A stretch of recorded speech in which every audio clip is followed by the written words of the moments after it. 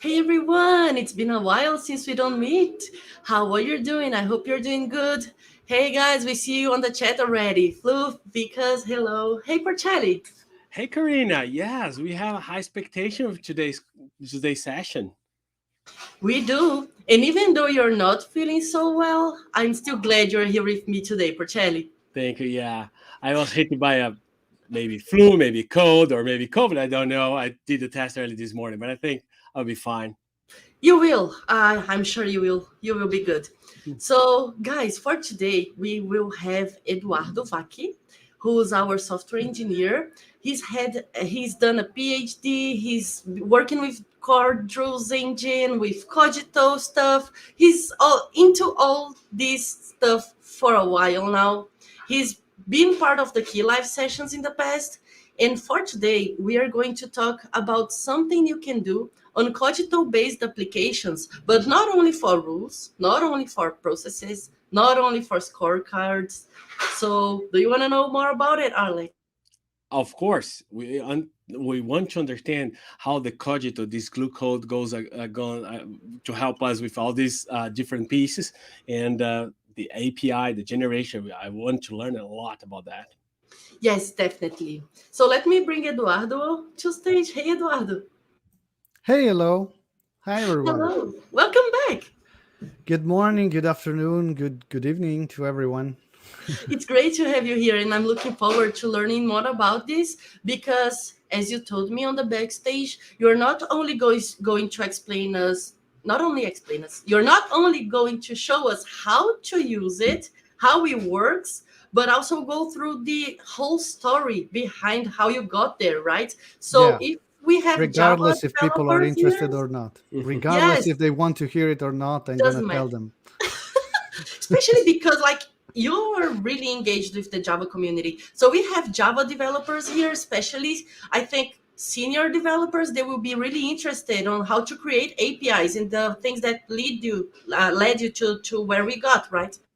Right, right. So I hope I won't bore people, but there will be a first part of the talk when we go through the code, how to use it. There will be a live demo, which I usually don't do because I'm bad at those. They usually break horribly, but this time I'm gonna gonna That's try. when I have the most fun. Come on. Yeah. And then we're gonna go through the design ideas that brought us to this design. Awesome. And by the way, so let's talk about the thing you are going to show. So you are going to show how to create custom endpoints to consume our business assets, independent Exactly. of the type of asset we have that is supported. So That's correct. DRL rules, DMN decisions, PMML, business Right. processes, all of it. Exactly. Yeah. Oh my So gosh. the one of the goals was to provide a new API that provided end users with the capability to interact with the engines in a way that was consistent and uniform, so that you had to learn just one style of doing things with, well, the differences that every engine provides, but without going too much on a tangent when it comes to differences. So that was quite kind of challenging. I believe that what we have now, it's something that satisfies most of these requirements, and so I'm really happy to show it to people.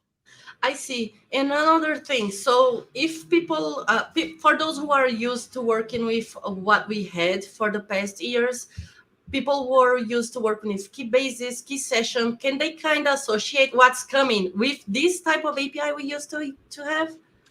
Well, yes, in a way, in Cogito in general, the mental model, I believe, of defining an application is much simpler, albeit one could argue limited. We're working both on understanding what are the real user requirements, not just things that they're accustomed to or that have grown uh, to live with, so to speak, even if they didn't like it. So to make something that's comfortable to use, even though it provides all the features that we need. So in a way, what the keybase was, it's now played more simply by the project that you write using Maven, using Gradle, and the key session, basically it's the runtime aspect of your application. With Kogito in general, we separated much more the build and the design aspect of your application from the runtime aspect. This is really key in what we did with Kogito approach. Perfect. So before you start, Porcelli, you are our special YouTuber. So will you please invite folks to leave their feedbacks and suggestions for Eduardo on the comments so that he can lead it later and improve the API itself? Comments, and well, you're being my YouTuber, so please like, subscribe, Hit the and bell button. yeah, all these things. So Eduardo, you can share your screen in the meanwhile Yeah. while Alex is doing his YouTuber thing. Mm. Awesome. Mm. Okay, good. So you need to put on to present mode, I think. Yeah, but I'm gonna switch to the code right now. So Your call then. So yeah. go for it, Eduardo.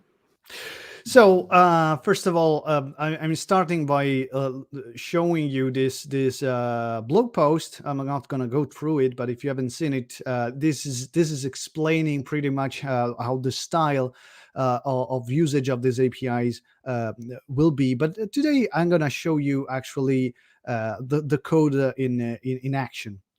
So I'm going to use here the Quarkus CLI. If you haven't seen it already, just launching Quarkus Dev, and it will start in dev mode. Now, as I told, this API it's to write your own custom REST endpoints. So it sits together and side by side with the code generation. But probably when you use this, you may want to disable automated code generation to just customize and write your own REST endpoints. Now, when you use this feature, you will be able to refer to the assets that you have laid out on your project. In this case, we have this regression PMML, and the name of the PMML is linear regression. So this API allows you to create a path through which you refer, an identifier through which you refer to the model. So this is done through this interface, the AppRoot interface. So you say that through the AppRoot, you want to reach your predictions, and then you will reach the linreg named prediction. By this, you get an ID, and then you are able to use the service for that particular assets to evaluate the resource. So the way you're going to do this, for instance, here you're going to expect the parameter from the outside, and then you're going to evaluate the result. Now, if you have already seen this, if you've already seen the examples from regular Cogito examples, you will see this is pretty much similar to what it's already being generated. I mean, you'll get a REST endpoint that invokes a prediction through the engine. So let's see how this works. So I've started my Cogito application. So let me switch back to my browser. I'm gonna navigate to the Swagger UI here. And as you can see, we get a nice nice summary of our REST endpoints as usual. Since this is a map, we're not going to get any additional information here, but we know that we can invoke this prediction using this set of parameters. So let's paste this here. And I'm gonna execute, and this is gonna, if it's worked, yeah, it works. It's giving me this result, which is the result of computing this linear regression over the parameters here. Okay, all right. Now this is pretty much what you get already through code generation. So what is this giving you extra?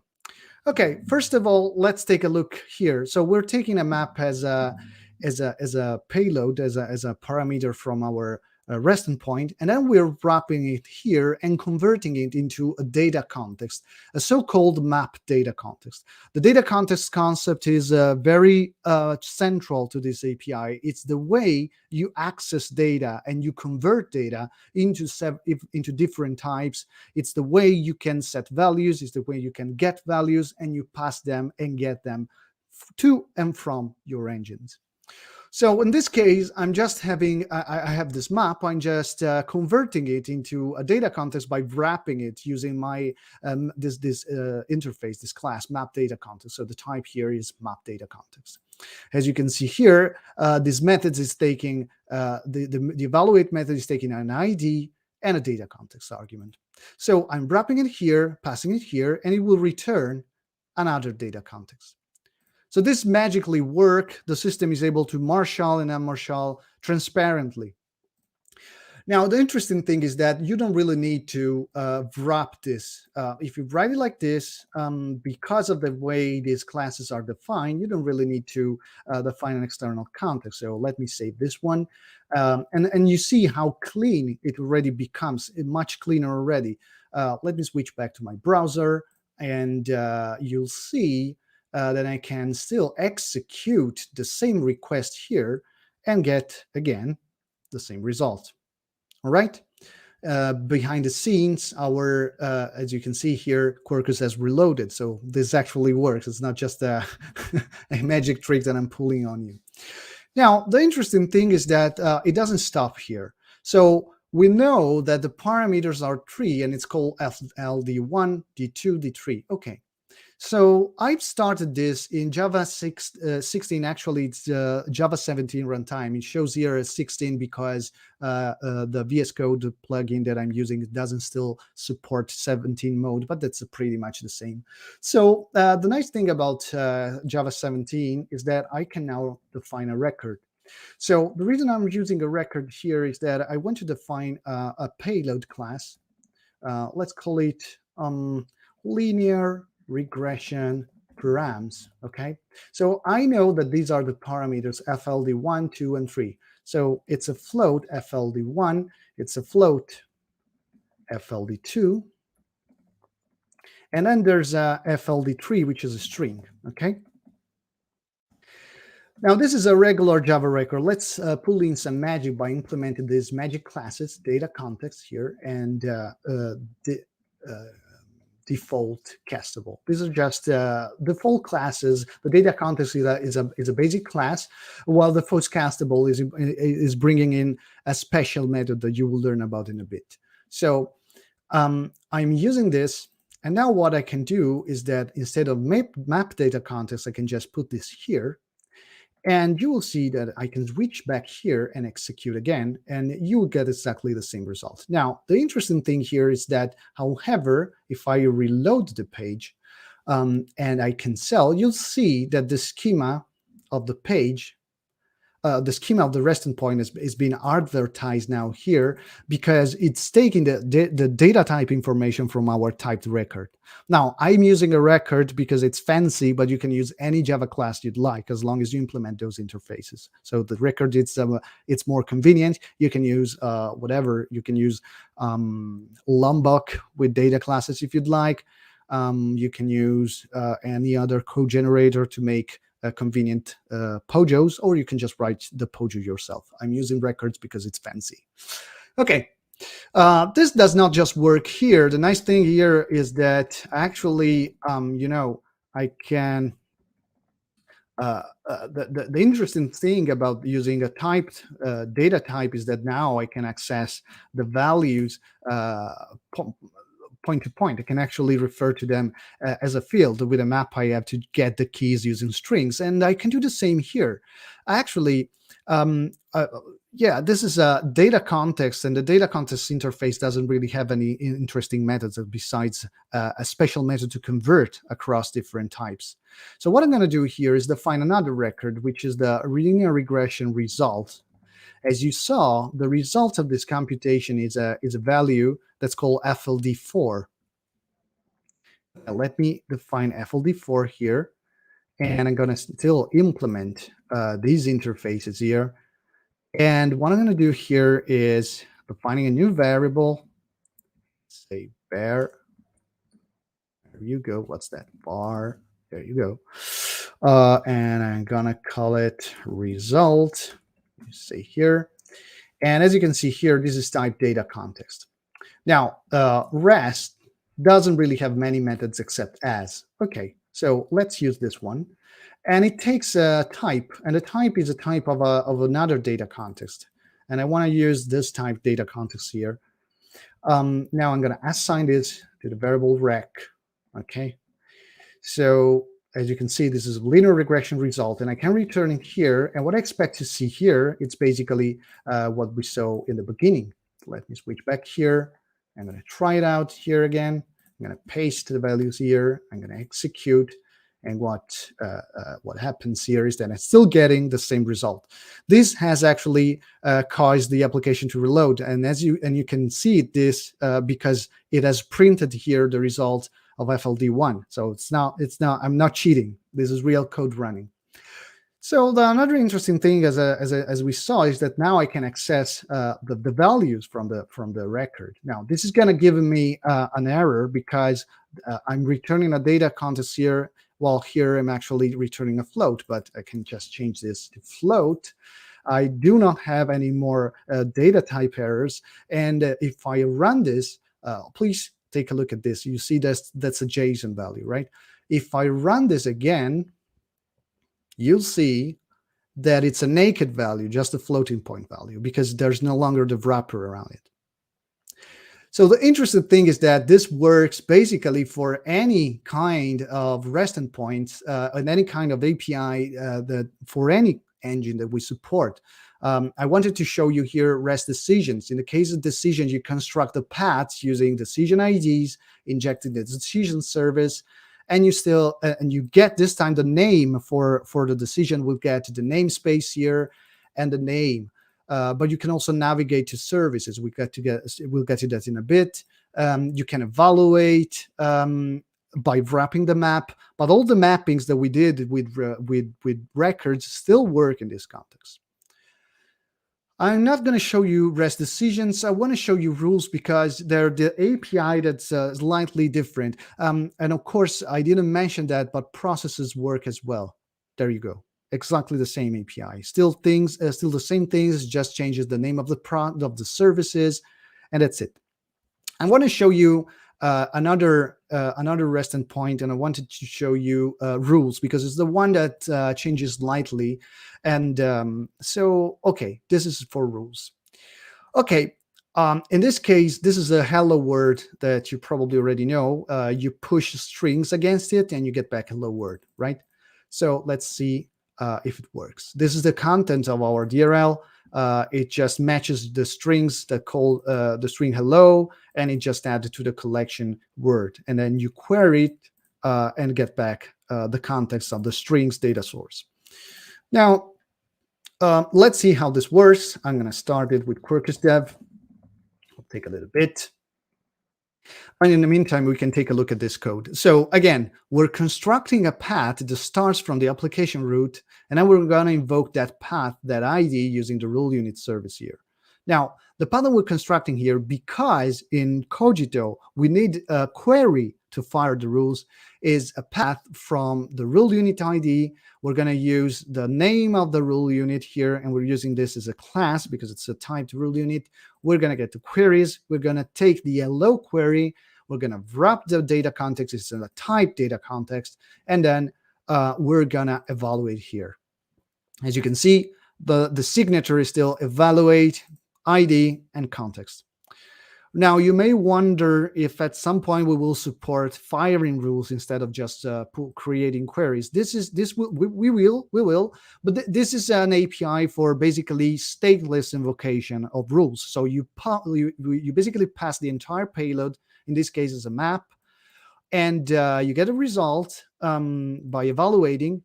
And the interesting thing that I wanted to show you is that in this case, the evaluate method does not return just a data context. Because it's a query, it returns a list, a collection, or in particular, a stream of data context. So you can attach operations using the regular stream operation, in the case map.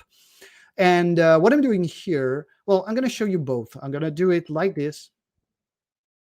And I'm going to invoke it like this, but of course I make sure that the data types match. So this is started. I'm going to switch back again to my browser here, up here. There we go. I'll have to reload this page here because it's a different API. As you can see, it's a different page. Okay, so let's try it. As you can see, this is a map, so it just shows the generic payload and schema, but we know that the value that we want to supply here, it's different. It's this one. Okay, let me just do this thing. It's more convenient if I reorganize my desktops. There we go. So this is the payload. I'm going to execute. Let's see if it works. Oh, yes, it worked. So because of the way the query is defined, I will get back objects, JSON objects with a greeting field and the hello content, the greeting field and the word content. Now, I can project this using this line here. So instead of getting these objects, which are redundant, what I could do is instead use it transforming into a map data context. And of course, this is going to be string. And to get the field greetings. And there's this method from the map data context. The map data context gives you a get method and a get typed method that basically allows you to coerce the value to the supply class. So when I run this using our browser here, or curl if you prefer, I'm going to use OpenAPI as Swagger UI because it's more convenient. What we expect to get back, it's just the string values. I'm going to show you this again just to convince you that I'm not doing anything magic here. I'm going to assign this to a stream of data context. Okay. And then I'm going to do this, right? Return this. Okay. So the stream here, as you can see, it's a stream of data context. And as you can see, when I convert to a data context class, I can then invoke method over it. I have a get. I have a get with a type. So I'm going to get with a type so that it's converted into a string. Otherwise, it's just an object. So again, we can invoke this once again. This, and we're going to get exactly the same result. All right, there you go. Okay, but the nice thing about this API is, again, it's composable, it works. So I'm going to create another record here, you see? And what I'm going to do here is that instead of converting to a map data context, I'm going to convert to a response, okay?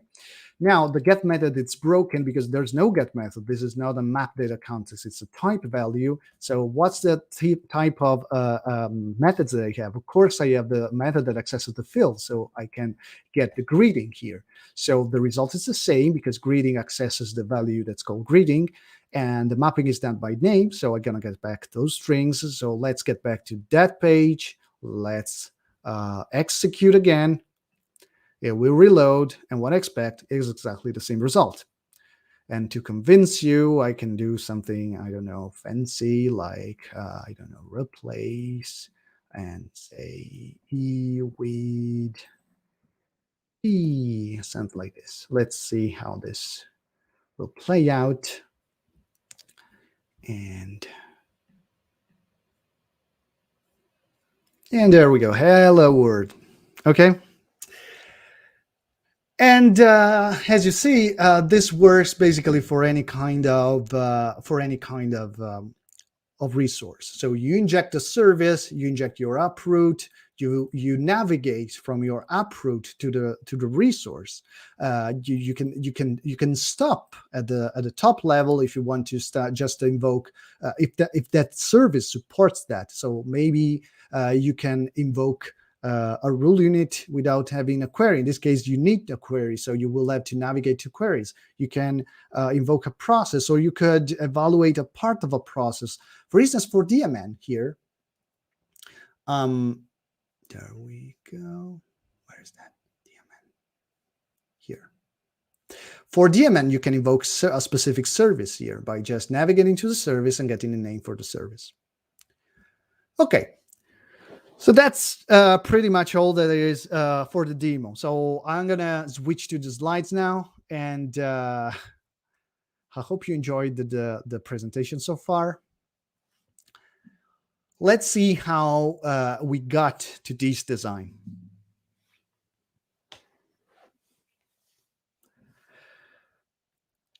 Um, Another note that I wanted to say about the APIs, but maybe we'll get back to that at the end. This is in incubation state. What it means incubation is that we are delivering this on the main branch, and it's gonna be part of a release. You will get this on 1.12, which will probably be available next week or around next week, and it will be ready for consumption. What we're not committing right now is to uh, not break this API for the time being.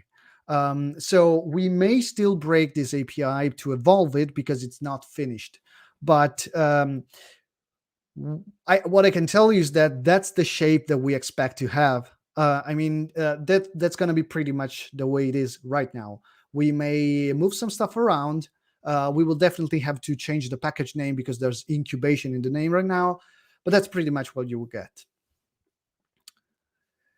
Okay, so when we started to design this, the end goal was to design an API that would last for the life cycle of our products, of our projects. So an API that would last and that will be universal for all the engines, a unified API for all engines, a unified programming model, and a way for you to customize, of course, your REST endpoints. Yeah, so another thing that I wanted to mention is that, well, maybe that's later. Well, another thing that I wanted to mention here is that we wanted it to be modular. If you recall how our key or Kai API was or is, there's one huge module that contains a lot of the interfaces. It's kind of monolithic in a way. While for this API, we want it to be more modular. So you see, it's very fine grained. And so at some point we discussed the end goals, and the goal were to be consistent across all components, but we wanted to be extensible with new components while retaining this consistency. We wanted to be flexible the way components can define their own methods, because every component is different. Engines have different capabilities, and so they're not totally equal to the others. So at some point, I don't know if you know this comedy sketch, The Expert, where he has to design. He's been given some, several different constraints and an application to realize, and he has to make them all work out together. And that's the faces that it does. Like, I cannot really do that. Eduardo, we have Yeah. a very relevant question Mhm. before you dive into the details of the behind that from status on the chat. Mhm. So is in 7 series we have the key API that's provided like a generic standard API, Mhm. so you can create generic key front ends. But now the Kogito API requires every deployment to create its own API. Good question. I think I will address that later, but I can already say something. So the end goal for this API is to allow you to customize the REST endpoints and to programmatically access the engines. Well, the key API was exposing a set of the set of standard API. As in Java API, this will be the set of standard API in the sense of Java API. If the question is about the REST API, and it's referring to the key server, we now have code generation that generates REST endpoints that are domain specific. So that will be your entry point. Another thing that we are planning is to also to support some kind of generic API, more in style with the key server style of approach, and that's another different thing that we may support in the future. So. To answer specifically the question, this does not require everyone to write your own REST endpoints every single time, because you have code generation. This is a generic API. This is a uniform API to interact directly with the engines. If you want to write your own REST endpoint, or in general embed the engines, if you're asking for a generic general REST API, then that's something that we're thinking about. It could be something on top of the domain-specific API, or it could be another API that kind of mimics the V7 style. I'm gonna get to that at the end of the presentation. Great, great. I think in the past, what we heard, I specifically heard about the value of these generic APIs is because ISVs that integrate with our product Right, line and our tools, they can create just a single user interface, and they right, have this generic that will work whatever domain they create. But right, for the where we're going, that domain specific, is there is also a huge value as we are seeing right. action. I think the design space allows us to to evaluate different solution. At the end of the presentation, we will get to that as well. Perfect, thank you. I wonder Uh, if in the end of the presentation you will also talk about the haircut that makes you look different from the picture on the previous yeah, no, that's not me, but yeah, that does look slide. different from Just me. kidding, go That's the ahead. guy from the sketch. No, I know Alessandro wrote that I look different. That's not exactly me. Yeah, it's maybe it's the mustache. So okay, so I'm gonna tell you now the story of how we came up with this design. So it all started with code generation. We are using a Java API internally for code generation. The code that we generate generates Java code, and the Java code as an API. But this is not the API that we are presenting here. And the reason for that is that that initial design wanted to be, we wanted to revisit it. We didn't, and in fact, many times people asked us if they could use that API that was generated automatically. We say, well, you can, but don't expect that to be stable. Don't expect that not to change. So now we're here to say the new API is the incubation stage. Please do use it.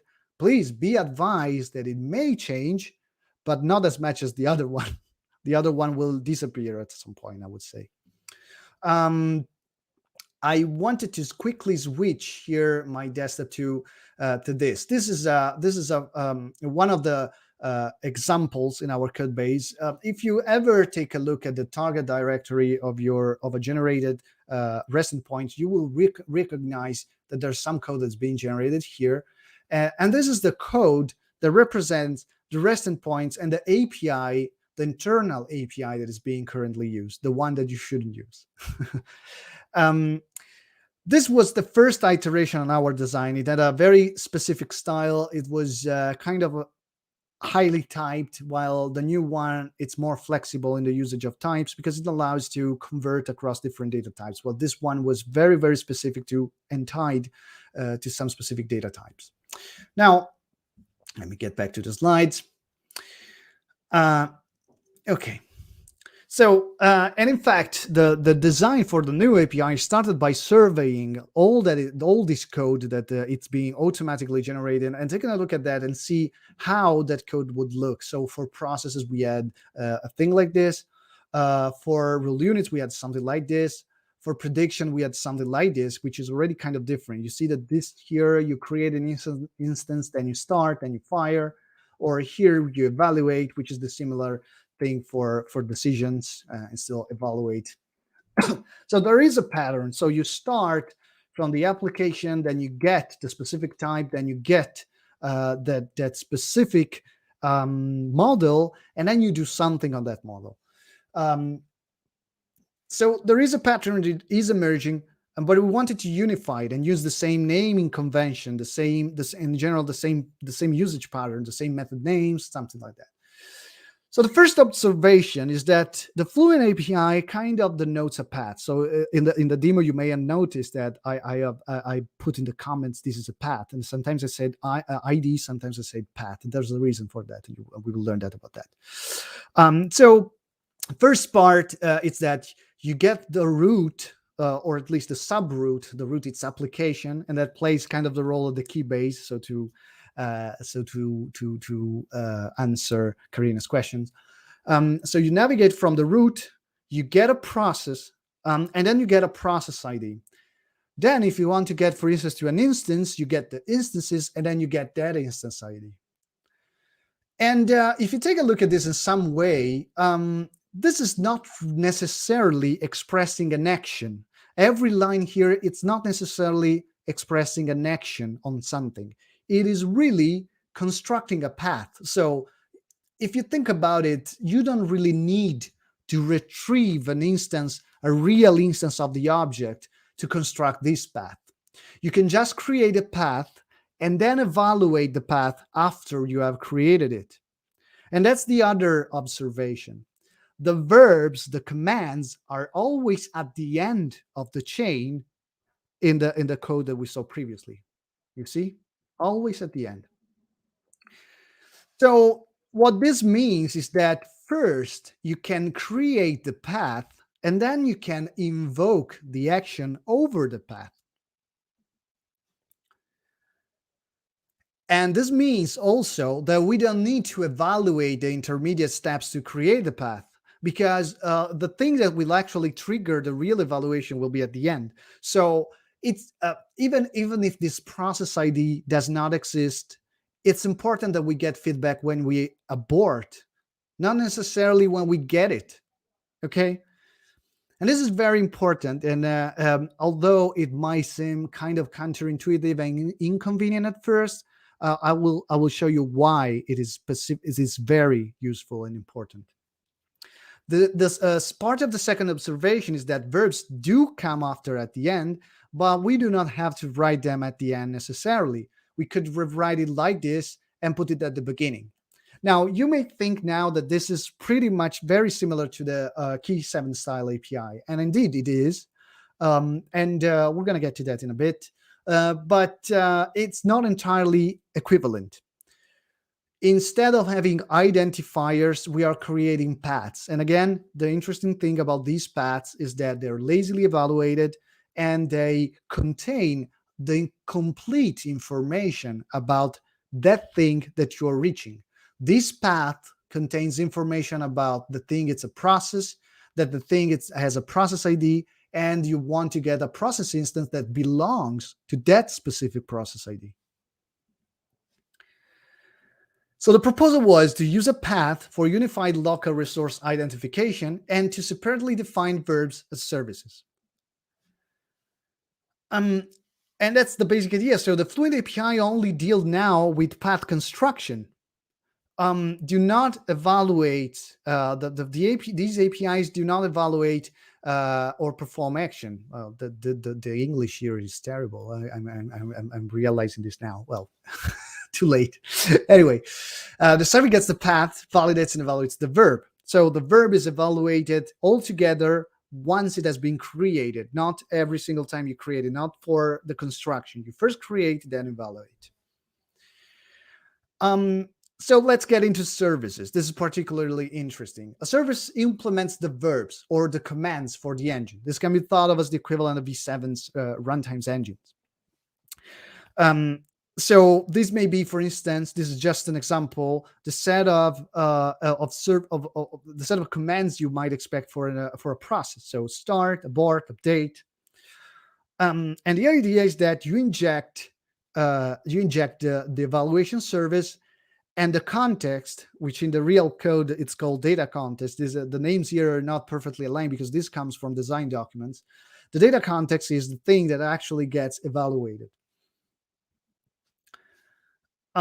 Now, the interesting thing about services is that they don't have to align completely to the engine implementation. So in Key 7, when you went to an API, you went straight to the engine itself. The idea for services is that they do not really have to be implemented directly by the engines. These are services. They provide a functionality and they're backed by an engine, but they are not necessarily an engine. And this is really important because you may have several different implementation of services, even for the same component for different purposes. So for instance, here we have an example of a service that's synchronous, which is basically the same style, the style that you saw in the code there, and it's the same style of V7 in a way. even though the way you construct the ID, the identifier is different. But nothing prevents us to define another service, let's call it the async process service, that instead of evaluating synchronously is returning you a completable future, a future or anything else. And because the way, because the identifiers really map cleanly and reversibly on a path, and a path can be easily marshaled and converted into, flattened into a string, then we can also basically serialize the identifier into a string and transmit it over the wire. For instance, we may provide a completely different kind of interface. Instead of a programmatic API like this, where you invoke a method, we could have a message bus, and you may be able to subscribe a data, a source of events, and retrieve and get all the events from that particular path. So this may be a way, for instance, to subscribe to the events that belong to some process, to some specific process. And because of the way the paths are constructed, which is very regular, which is always the same for all the type of resources that you are available, the approach to subscribing can be always the same. So to answer the previous question, because the style of interaction is always the same, we can envision creating a generic service that is completely agnostic from the kind of engine that's under the hood. And this generic service will evaluate an ID, being given a data context, and by just looking at the ID, which contains the information about what that identifier belongs to, what that identifier points to, the type of that resource. So in this case, decisions. I can route this request to the right engine by just being given the identifier. Other extensions here that are pretty interesting, and this completes the answer to the previous question. Well, this is a way to achieve a fluent API. Well, that's not really interesting, but we can think of ways to have a really fluent API instead of having that service kind of style. And at some point, we may decide to implement that as well, but it's a matter kind of taste. Another interesting extension that you saw already in Decision is that we can construct paths that point to specific subcomponents in our resources, in our assets. So for processes, we can already think of getting a process, getting an ID for a process, and then getting the task for that process, and then getting the task ID. Then, for instance, I can resume the execution from a user task by giving the ID of that task. I can evaluate not an entire decision, but just a decision service by giving this path to that decision, to that service, decision service. Or just like you saw for queries, I can address one specific query and evaluate that specific query. And then through the data context construct, I can map the data into a typed value.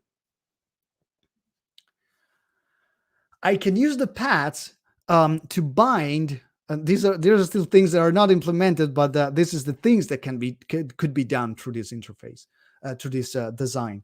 I could refer to a specific component and bind behavior or bind the listener to it by just referring it by name. And the name, again, it's this typed identifier, which allows me to specifically address any component. But the type is described by the string itself, by the path itself. So this could be an handler that hooks into the process at some specific task ID, but it could hook maybe into the lifecycle of another component for another engine. It could be a way to hook and register a listener. And this way, I could bind a listener to all the processes that I have, or one specific process ID, or even only some specific instances of that process. But the nicest thing about having a way to serialize the string, to do this path into a string, is that then I can mount this path on a URI. So I can add an address, a host, and a port, and possibly an extra name to identify a subsystem, and then basically have a way for distributed for communicating a distributed setting in a very regular and consistent and clear way. This is actually inspired from the way Akka, which is a Scala in Java actor system, JVM actor system, allows you to refer to actors into remote actor systems. This was inspired and lifted basically from there. Or why not? We could mount one of those paths on a kube style URIs. Again, similar. We would have the namespace, the name, and then the name of the app, and then our processes with the ID, with the instances, with the instance ID, and I have some magic, some through which this will be routed. But the interesting thing is that locally, every engine will be able to decompose this URI, get the local part, and route it to the right component. So that's why having a path that it's a string that can be converted back and forth to a string, and from a string into a structured data type, it's useful. This is to complete the previous question. The one-to-one mapping between the Fluent API and a path makes it serializable, and the clear mapping, the clear way through which we invoke a path with a payload makes it possible to think of ways to map the verbs onto HTTP verbs, for instance. So here we have abort, which could be a delete. We have val, which could be a post, which is pretty much what we're already doing in our REST endpoints. We generated REST endpoints, but this is the evolution of that, in fact. So basically, this will allow us to have a generic REST design that maps clearly on generic paths like these processes, ID, instances. So no longer domain specific, but generic. So this answers the second part of the question. This is something that we want to explore and it's present in the design space. So it's kind of it will be kind of an evolution of the key server API, but more REST-like, more standardized in a way. For instance, the way serialization would happen, it would be less complicated, more how can I say, common. Yeah, and that's what I was exactly saying. Another thing that we can achieve by the same ways that we can use paths and cloud events, the paths and embed them in cloud events to have, again, another way to invoke our resources. And again, still in a way that it's very regular, very consistent, because the key is that there's paths and there's commands. In this case, the command is called a type, but that's the idea. And that's pretty much what I wanted to show you for today. So that's this? Only that? Yeah. Oh my God, this is a load of information. It was great. Eduardo, I wonder if, since Cogito-based generation of rules applications and decision application has some Drools in it, if not all of it, do you see any work being done into bringing or backporting this Fluent API for the key server? So that's an interesting question, because I can see that could happen because of the way this API has been, and in fact there is actually I think there's already kind of a precedent to that, because as far as I remember, the DMN APIs that are available in Kogito, they have an equivalent on the key server.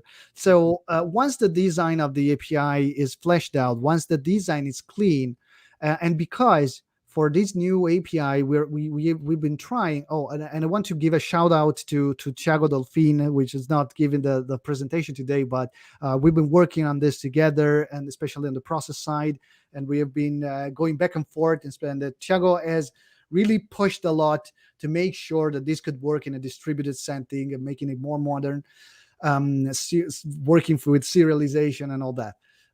But back to the question, I can see, because this is layered, because it's this componentized, I can see that possibly this could be backported at some point.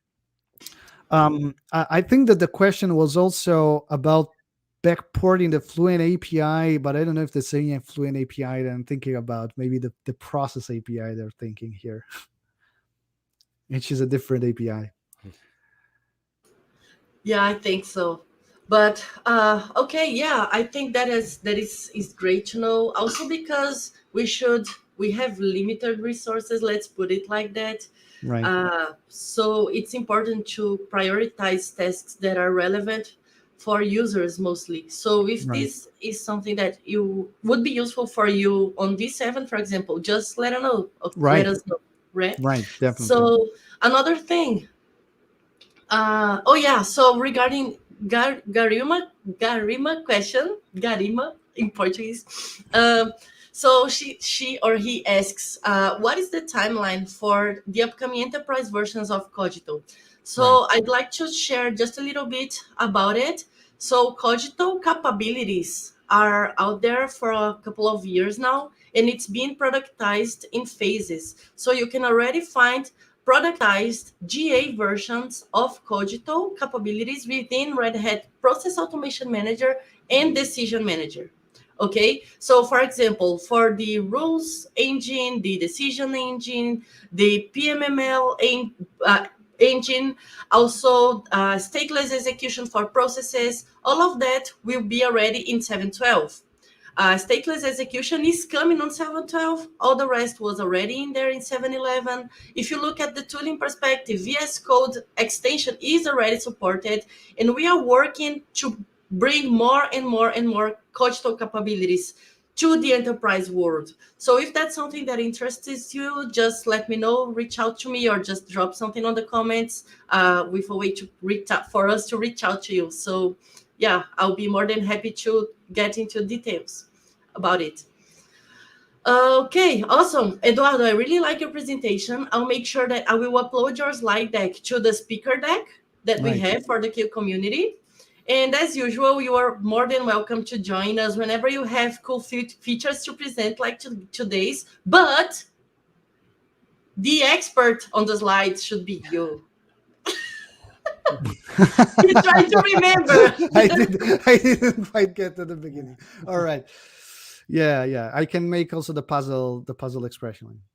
Yes, exactly. And I also shared on the Google chat for those who were just listening and were not following the chat. I have shared the link to the blog post with everything that he showed on the beginning of this call. Does this blog post also have the link to the GitHub repos where people can see examples? Yep. Perfect. Great. So anything else you'd like to add, Porcelli? No, just a thank you again, Eduardo. It was great presentation. A lot of the demo was open eyes, but to understand the things, the thought behind the creation of the API was amazing. Thank you very much for present that. And I love that you're already bringing Java 17 features to the live session. So I'm like, Yay! Java 17. We're never gonna see that. No, just kidding. Oh my God! thank you, No, now I got Eduardo. stressed. Your final words, your last words, like, oh my God, he's No. not going to Java. Actually, the nice thing is that on the engine side, we need to support older versions. But the nice thing is that end users can and should try our engines with the latest version. So please do, because it's fun. Yes, please. So, and oh, one last thing before we drop. Bye, Eduardo. if you have topics that you would like to see on the KIELive sessions, you would like to learn more, or you would like short videos teaching how to do this or that, just let us know. Let us know. Drop on the chat here on the comment section, and because we always follow the comments on the videos, and we are always trying to bring not only the most recent features that are being released in the community space, but also knowledge for you to help you improve your business automation solutions. So that's it. You are more than welcome to join us again on next Tuesday, right, Porcelli? Yeah. Next Tuesday, we have another great session coming up. Yeah. So thank you all and see you next Tuesday. Bye Thank you. bye. Bye bye.